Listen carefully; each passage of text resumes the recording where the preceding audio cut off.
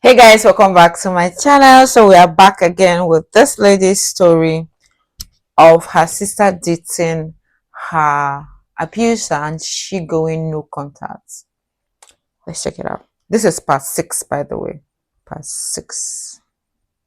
My sister is dating my abuser, which made me go no contact with all my friends and family, part 6. So, after the whole gun episode with Sam, this is when I decided that I really could not associate any further. I gave my sister kind of a grace period because we were all traumatized by the events. And so, when she was originally still talking to Sam, I got it. Someone who threatens to harm themselves, especially on FaceTime, especially when you try to break up with them, that's very traumatizing. But at the same time, this wasn't like the first thing Sam has done. This has periodically been an offense. And honestly, we've been telling my sister to break up with Sam since, well, for a while, but honestly, stealing the alcohol was a big part. So around Thanksgiving of holiday time, I unfortunately. Like I've said before, it's funny how Sam stealing the alcohol is a big part for them. They are not seeing other parts, it's just alcohol that is a problem.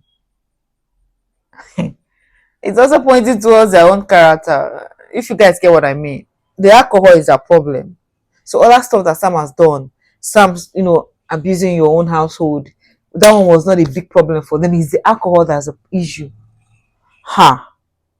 Was roofied, and I'm not going to get too much into that in this video because that's not the point, but point being is my sister did tell Sam that I was roofied, and that also added to why I wanted to go no contact. I just felt like my privacy was being violated and Sam was an enemy of the state, so it was just like, why would you share something so vulnerable with someone that I clearly am not a fan of, don't trust, and clearly has no problem violating us in other ways, you know?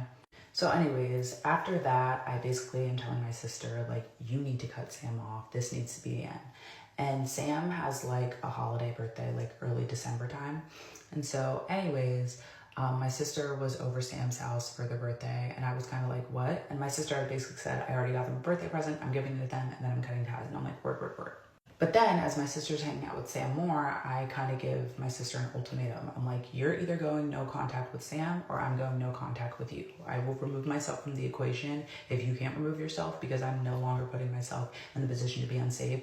I've tried to be there for you. I've tried to support you because I understand you're in an abusive relationship, but I can't risk my own safety, you know? And also, I had already bought holiday presents. This is leading into Christmas, Kwanzaa, New Year's season. So I had already bought holiday presents and I was kind of racking my head with that because I was kind of like, I don't know how I'm going to celebrate the holidays with you. And so my sister had told me that she was cutting ties with Sam. They were going to break up. She was going to go no contact, blase, blase. So Christmas comes and goes. And for those that don't know, the first day of Kwanzaa is the day after Christmas, December 26th. And so December 26th, I'm lighting all the candles. I'm waiting for everyone to get home. For some reason, my family was out and about and booked and busy. And so I basically am able to place everyone except for my sister. So I'm ringing her phone, ringing her phone, ringing her phone. She's not picking up. And so I decide I'm going to call Sam because are you with my sister? And if so, I'm getting anxiety. Also, just as a little bit of background, because of Sam, I had started having panic attacks. Anytime I heard Sam's voice, anytime I thought about Sam, anytime I was in close proximity to Sam, that's just an important element of it. And so after finding out my sister was with Sam on the first day of Kwanzaa, I start having a panic attack. I'm freaking out. My dad's kind of like, hello, because it's just my dad, my partner, me at home, waiting for everyone else to get home so we can start the lighting of the candle for Kwanzaa. Hello.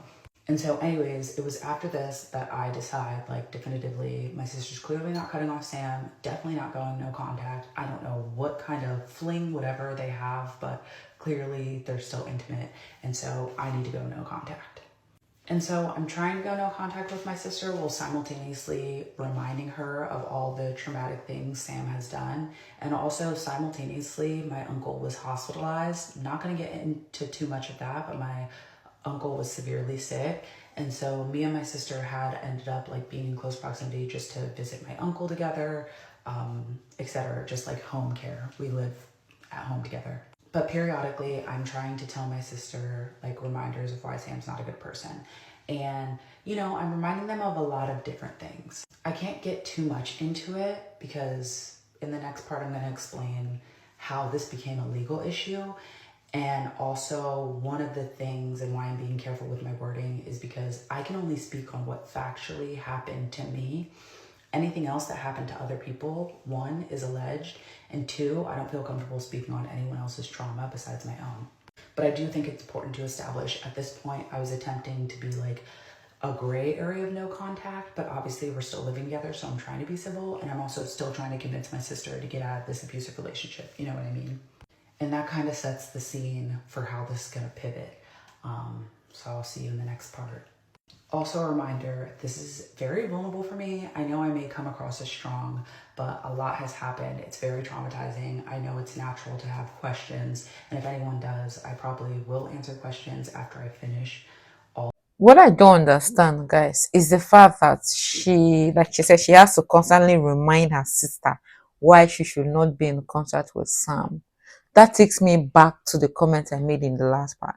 What if her sister is like Sam? Or what if her sister is worse even than Sam?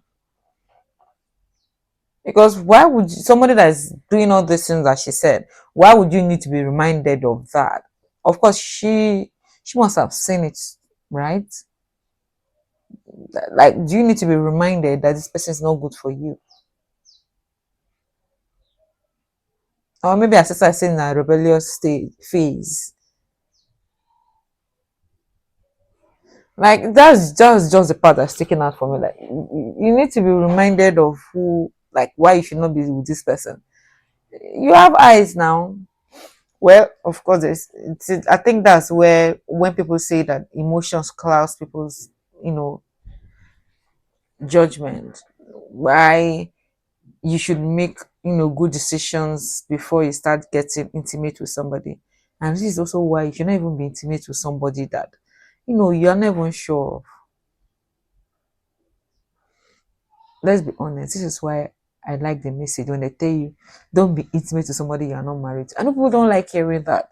But to save you from a lot of this, so that your sense will not be clouded, you will be able to make good decisions for yourself. Save yourself from headaches, future headaches. But do we hear? We don't like to hear words. Coconut head no they hear words. We don't like to hear. And when people are telling you now say, oh, yeah, ooh. Because look at the predicament the sister has put herself in now. It's not hard for her to detach herself from Sam. And Sam again is emotionally blackmailing her. Are you guys getting the point? Huh. I'm just even imagining what it must have been for her. Because, it's one thing to, watch your sibling, somebody you love so much, endanger themselves. I think that's a very hard place for one to be. And you can't help it because there's nothing you say or do is changing their mind. So you just have to watch them destroy themselves. Hmm. And I want to ask a question. Do you think going no contact to such a person is the best route? Like, is it the best thing to do? Going no contact with them? Let me know what you think. So we'll still have part 7. I think we have part 7. We have parts 8 and we also have part 9. So we have 3 more to go. Let me tell you about my Afro inspired piece, Afrocentric piece. So yeah, it's a new business of mine because when I wear design clothes and wear, people always ask me, "Oh, where did you buy it from?" So why don't I start selling it? It's always been a long dream of mine. So this patch on this patch you're seeing here, we call it adire in my country, Nigeria. So everything from my shop will be shipped from Nigeria, done, handmade. Everything is handmade. Even this earring is handmade. This patches, you can see it's different adire patches. They're all different adire patches on the outfit. So when you go on my website, you see different colors. But for now, I have the 2 pictures you see on my website. Just this and the white and blue stripe. But we also have it in red stripe. We have it in black and white stripe. We also have it, just go on the site, but on the website. But the pictures are not on the website. All those other ones I've mentioned, but just know they're available in case if you want it in blue, you want it in black, you want it in red. We got you. It's on the website.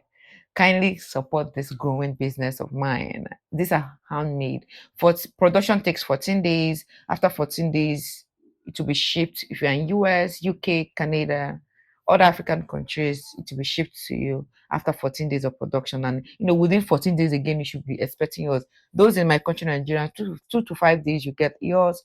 Other country, you know, within 14 days you get yours, and it depends on the courier. You guys know that one is not in my hands.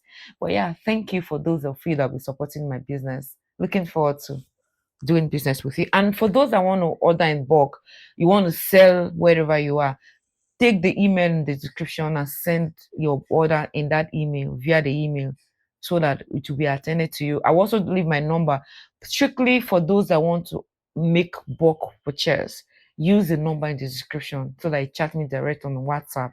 We'll do business with you. No matter the number you want, we'll have it done for you. If you want in a Akara design, Adire, just two-piece Adire, Bubu Adire, trouser pants Adire, anyone you want.